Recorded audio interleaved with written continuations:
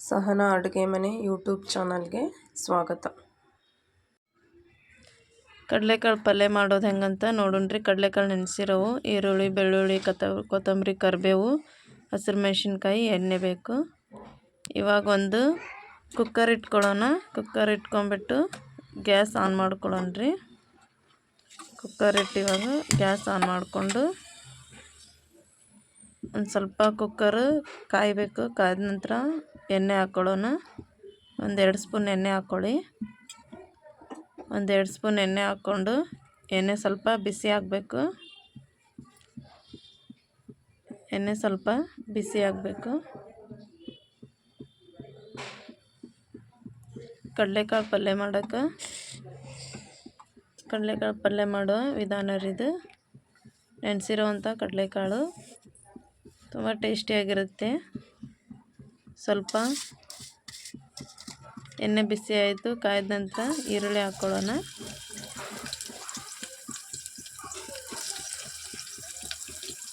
ನೋಡ್ರಿ,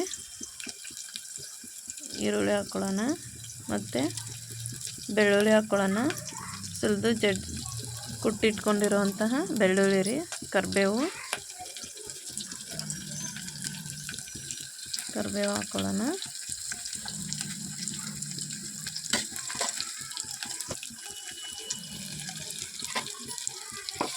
ಸ್ವಲ್ಪ ಎಣ್ಣೆ ಒಳಗೆ ಫ್ರೈ ಮಾಡೋದು. ಎಣ್ಣೆ ಒಳಗೆ ಸ್ವಲ್ಪ ಫ್ರೈ ಆಗಬೇಕು.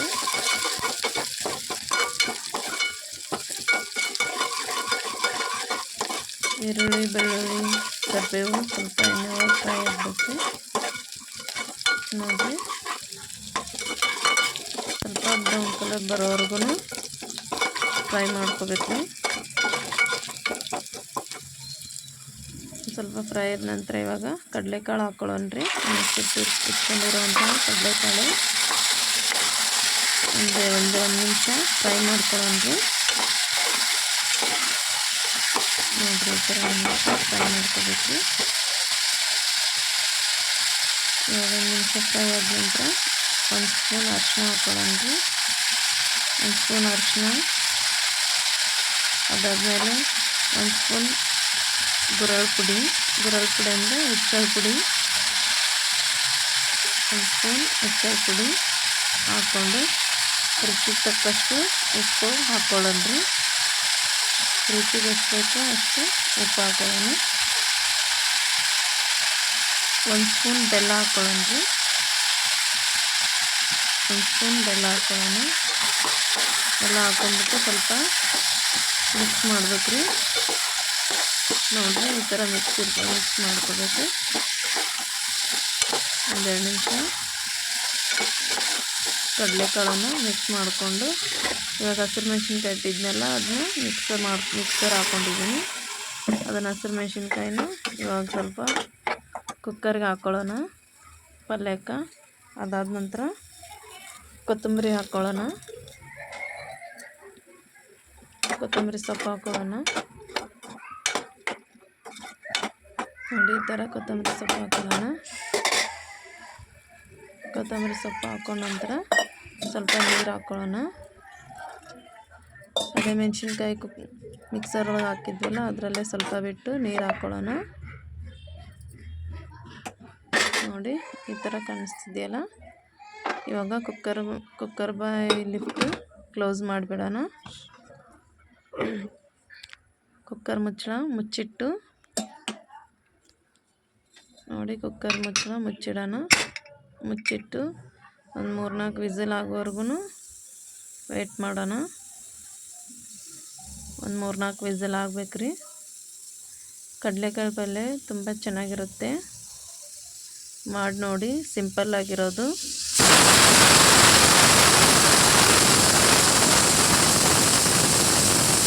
ನೀವು ನಿಮ್ಮ ಮನೇಲಿ ಕೊಟ್ಟಿರೋವಂಥ ಕಡಲೆ ಇದ್ದರೆ ಮಾಡಿ ನೋಡಿ. ರೊಟ್ಟಿಗೆ, ಚಪಾತಿಗೆ ತುಂಬ ಚೆನ್ನಾಗಿರುತ್ತೆ.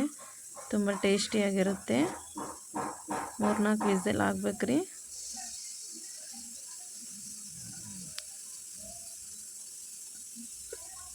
ಕಡಲೆಕಾಳು ಪಲ್ಯ ನೀವು